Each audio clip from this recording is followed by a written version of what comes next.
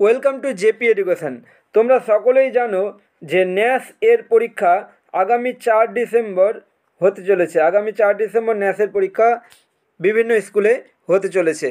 তো এই ন্যাস অর্থাৎ ন্যাশনাল অ্যাচিভমেন্ট সার্ভের এই পরীক্ষার যে সিলেবাস, পশ্চিমবঙ্গের বিভিন্ন স্কুলে যে পরীক্ষা হবে সেই সিলেবাসে রয়েছে বেঙ্গলি, ইংলিশ, ম্যাথ এবং সোশ্যাল সায়েন্স। ঠিক আছে, তো সোশ্যাল সায়েন্স। তো এই ভিডিওতে আমি ক্লাস 9-এর জন্য অঙ্কের প্রশ্ন কেমন হতে পারে সেই মডেল সেট নিয়ে আমি আলোচনা করছি। পুরো ভিডিওটি তোমরা দেখে নাও। দেখো, 1 নম্বর যে প্রশ্ন, এক রাশিমালাটি একটি কি? শূন্যঘাত বিশিষ্ট একপদী, একঘাত বিশিষ্ট একপদী, শূন্যঘাত বিশিষ্ট দ্বিপদী, একঘাত বিশিষ্ট দ্বিপদী।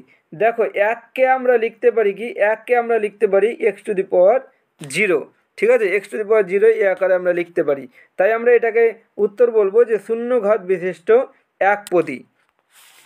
তারপর কোনো মূলদ সংখ্যাকে p/q আকারে প্রকাশ করলে কি হবে? তো আমরা জানি যে মূলদ সংখ্যা যেটাকে p/q আকারে, যে সকল সংখ্যাকে p/q আকারে প্রকাশ করা যায়, যেখানে p আর q পূর্ণ সংখ্যা এবং q নট ইকুয়াল টু 0। হ্যাঁ, তো এখানে বলা রয়েছে কি যে পূর্ণ সংখ্যার কথা বলা নেই, পরস্পর মৌলিক এই কথাটা বলা রয়েছে এবং পরস্পর যৌগিক এইগুলো অপশানে রয়েছে। তো তোমাদেরকে জানিয়ে রাখি যে p ও q পরস্পর মৌলিক আমরা বলতে পারি এবং q নট ইকুয়াল টু 0, যে p/q আকারে প্রকাশ করা যাবে যেখানে p ও q পরস্পর মৌলিক এবং q নট ইকুয়াল টু 0। তাই এখানে উত্তর কোনটা হবে? দেখো, অপশান বিতে রয়েছে p/q পরস্পর মৌলিক এবং q নট ইকুয়াল টু 0। তারপর √2 সংখ্যাটি দশমিকে প্রকাশ করলে হবে কি? এটা হবে অসীম ও অনাবৃত্ত।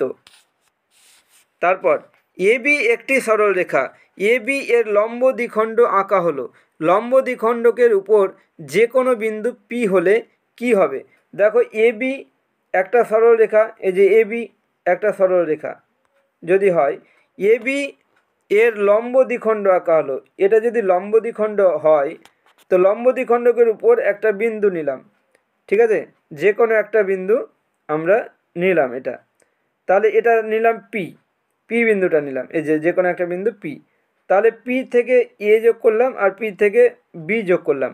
তাহলে এখানে নিশ্চয়ই যেহেতু এটা লম্ব দ্বিখণ্ড তাই পি এ আর পি বি সমান হবে। তাহলে পি এ সমান পি বি হবে, এটা বলা যেতেই পারে। আবার এইখানে একটা অপশান দেখতে পাচ্ছি যে 2PA গ্রেটার দেন পিবি। তো এখানে দেখো যে PA সমান পিবি, কিন্তু 2PA মানে PA এর দ্বিগুণ যেটা, সেটা তো নিশ্চয়ই পিবি এর থেকে বড় হবে, তাই না? তো 2PA গ্রেটার দেন পিবি, এটাও কিন্তু উত্তর হবে। ঠিক আছে, তারপর দেখো এই যে 25 নম্বর এই প্রশ্নটা দেখো, এখানে ছবিটা এইভাবে কমপ্লিট হবে। এই যে বৃত্তটা এইভাবে বৃত্তটা হচ্ছে কমপ্লিট হয়ে যাবে। ঠিক আছে, এরকম। এবারে কি প্রশ্নে বলেছে সেটা আমরা দেখব। এখানে প্রশ্নে বলেছে যে এবি একটি সরলরেখা, এ বিন্দুকে কেন্দ্র করে 5 সেমি ব্যাসার্ধ বিশিষ্ট ও বি বিন্দুকে কেন্দ্র করে 6 সেমি ব্যাসার্ধ বিশিষ্ট দুটি বৃত্ত অঙ্কন করা হলো। দুটি বৃত্তের ছেদ বিন্দুতে অবস্থিত যে কোনো একটি বিন্দু পি হলে নিচের কোনটা সঠিক হবে? তাহলে আমরা এক কাজ করি, প্রথমে একটা সরলরেখা নিয়ে নিচ্ছি, যে সরলরেখা নিলাম। এবার এখানে দুটো বৃত্ত আমরা আঁকবো। ঠিক আছে, দুটো বৃত্ত এঁকে নিচ্ছি। এই যে এটা একটা বৃত্ত, এটা হচ্ছে এ বিন্দুটা হচ্ছে এর কেন্দ্র। এবার আর একটা বৃত্ত আঁকবো যার যে এই বৃত্তটার যে ব্যাসার্ধ সেটা হচ্ছে কিন্তু 5। এবার আর একটা বৃত্ত আঁকবো যার ব্যাসার্ধ হবে 6, তার মানে এর থেকে বেশি হবে। ঠিক আছে, আর কেন্দ্রটা হবে কি? কেন্দ্রটা হবে এই যে এটা, এই বি বিন্দুটা হচ্ছে কেন্দ্র। তাহলে এটাকে কেন্দ্র করে 6 সেমি ব্যাসার্ধ বিশিষ্ট বৃত্ত আঁকতে হবে। তাহলে কি হবে? তাহলে একটু বড় করে বৃত্তটাকে আঁকতে হবে। এই যে দেখো, বৃত্তটা এঁকে নিয়েছি। এবারে বলছে যে দুটি বৃত্তের যে কোনো একটি বিন্দু পি ছেদ বিন্দুতে অবস্থিত। এই যে বিন্দুটা হচ্ছে পি, এই বিন্দুটা।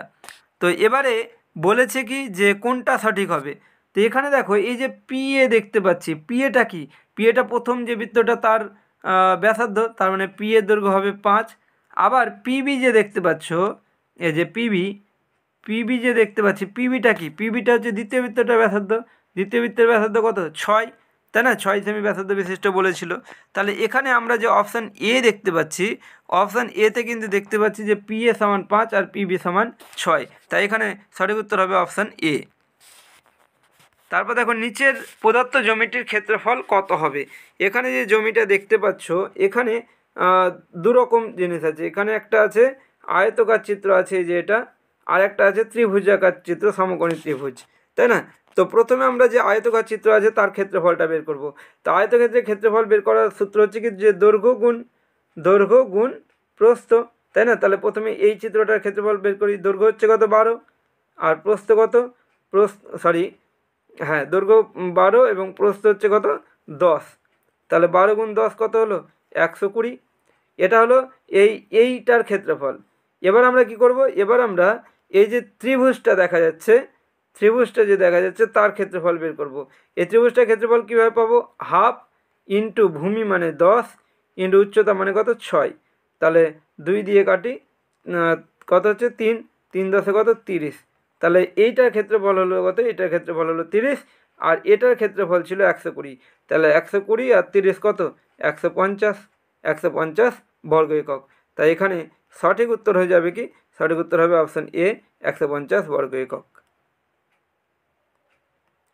তারপর দেখো একটি সমবাহু ত্রিভুজ হলো কি।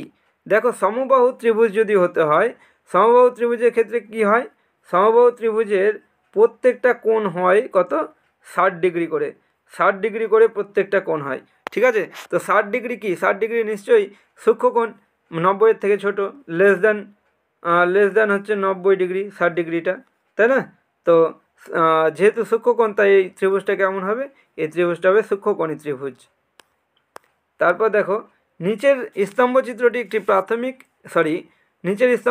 একটি বিদ্যালয়ের বিভিন্ন বছরের ছাত্রছাত্রীদের সংখ্যা বোঝায়। বিভিন্ন সালে ছাত্রছাত্রীদের সংখ্যা দেওয়া আছে। এই যে কালো যে কালার সেটা দিয়ে চিহ্নিত করা হয়েছে ছাত্রকে, এবং ধূসর যে বর্ণটা সেটা দিয়ে চিহ্নিত করা হয়েছে ছাত্রীদেরকে। তো এখানে প্রশ্নেতে রয়েছে 1991-92 সালের তুলনায় 1995-96 সালে ছাত্র সংখ্যা কত বেশি। তাহলে আমাদের ছাত্র সংখ্যাটা খেয়াল করতে হবে। 1991-92 যেটা দেখা যাচ্ছে কি, এখানে দেখো 1991-92 দেখা যাচ্ছে 150 জন ছাত্র 1991-92, আর 1995-96 কি আছে, 1995-96 যে ছাত্র, যে কালো কালারটা, 300 জন, কত, 300। তো তাহলে বেড়েছে, তো ছাত্র সংখ্যা কত বেশি হলো, 300 থেকে 150 বাদ কত হবে, 150। তাহলে সঠিক উত্তর হয়ে যাবে এই যে অপশান সিতে আছে 150। তারপর দেখো 2 অঙ্ক বিশিষ্ট কোনো সংখ্যার দশকের অঙ্ক এককের অঙ্ক থেকে 4 বেশি, সংখ্যাটির অঙ্কদ্বয়ের যোগফল 10, সংখ্যাটির সঙ্গে 36 যোগ করলে সংখ্যাটির অঙ্কগুলি স্থান পরিবর্তন করে, সংখ্যাটি কত। এখানে এইটা হবে সংখ্যাটি থেকে 36 এই যোগের জায়গায় হবে বিয়োগ, ঠিক আছে, 36 বিয়োগ করলে, হ্যাঁ, তাহলে প্রশ্নটা ঠিক হবে, ঠিক আছে। 36 বিয়োগ করলে সংখ্যাটির অঙ্কগুলি স্থান পরিবর্তন করে, সংখ্যাটি কত। তো দেখো এখানে কিন্তু আমরা যে অপশানগুলো আছে সেই অপশানগুলো ধরেও কিন্তু করে দিতে পারি। তো দেখো অঙ্কদ্বয়ের যোগফল কত, 10। এখানে দেখতে পাচ্ছি 37-এ অঙ্কদ্বয়ের যোগফল 10, 73-এ অঙ্কদ্বয়ের যোগফল 10, তাহলে 37 এবং 73-এর মধ্যেই হবে। তো এখানে আরেকটা কথা বলেছে কি, যে দশকের অঙ্ক এককের অঙ্ক থেকে 4 বেশি, এই যে একক দশক, ঠিক আছে। তো দশকের অঙ্ক বলেছে এককের অঙ্ক থেকে 4 বেশি, তো এককের অঙ্ক যদি 3 হয় তাহলে দশকের অঙ্ক নিশ্চয়ই হবে 7, আবার 7 আর 3 যোগ করলে কত হচ্ছে, 10 হচ্ছে। আবার বলছে সংখ্যাটি থেকে যদি 36 বিয়োগ করে যায় তাহলে অঙ্কগুলি স্থান বিনিময় করে। তাহলে এক কাজ করি, 73 থেকে 36 বাদ দিয়ে দেখি কি হয়।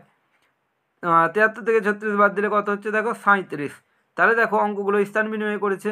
73-এর জায়গায় হয়ে গেছে কি, যদি স্থান বিনিময় করে তাহলে 3 আগে চলে আসবে, 3 আগে চলে আসলো, 7 পরে, তাই না? তো অঙ্কগুলো স্থান বিনিময় করছে।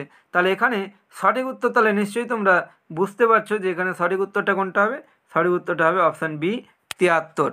ঠিক আছে, এমনিতে আমরা অঙ্ক করে দেখতে পারি, কিন্তু এই ক্ষেত্রে আমরা বলবো যে অপশান ধরে করাই কিন্তু খুব ভালো। অপশান ধরে করলেই কিন্তু খুব সহজেই আমরা অঙ্ক করে দিতে পারবো, টাইম কম লাগবে।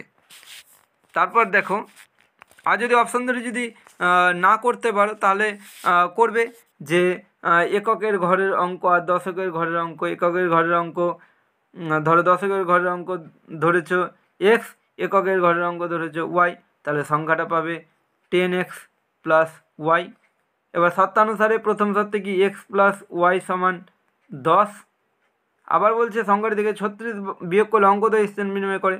তার মানে এই যে সংখ্যাটা 10x প্লাস ওয়াই, তার থেকে 36 বাদ দাও, তাহলে অঙ্কদ্বয় তাহলে সংখ্যাটা এটা হয়ে গেল।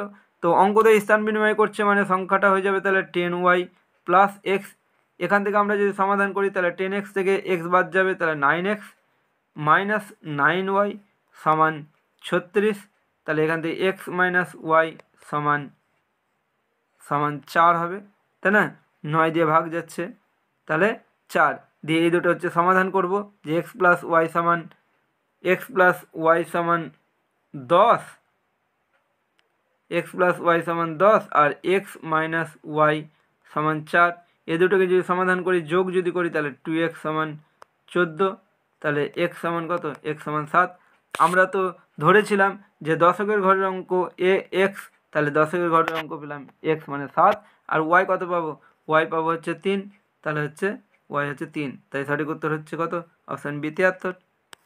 তারপরের প্রশ্নটা দেখো, নিচের চিত্রটিতে পি বিন্দুর স্থানাঙ্ক কত যেখানে এ বি সমান 5, পিবি সমান 10, ও এ সমান 6? তাহলে দেখো এখানে কি বলেছে, নিচের চিত্রটিতে পি বিন্দুর স্থানাঙ্ক কত যেখানে এ বি সমান 5। এই যে বিন্দুটা এইখানে হবে, এইটা হচ্ছে এ বিন্দু আর বি বিন্দু হচ্ছে এটা, ঠিক আছে? এটা এ বিন্দু আর বি বিন্দু হচ্ছে এইটা। তো কি বলেছে, এ বি সমান 5, তার মানে এইটুকুটা হচ্ছে 5, আর পিবি সমান 10, মানে এই যে পুরোটা দেখছো পুরোটা হচ্ছে 10। তাহলে পুরোটা যদি 10 হয় তাহলে এই পি এটা কত হবে? পি এটা হবে কত? 5 হবে, তাহলে 5 5 10 হয়ে যাচ্ছে, তাই না? আর ও এ মানে এই যে উপরেরটা, এটা ও এ হচ্ছে কত? 6 বলা আছে। আচ্ছা, দিয়ে বলেছে পি বিন্দুর স্থানাঙ্ক কত।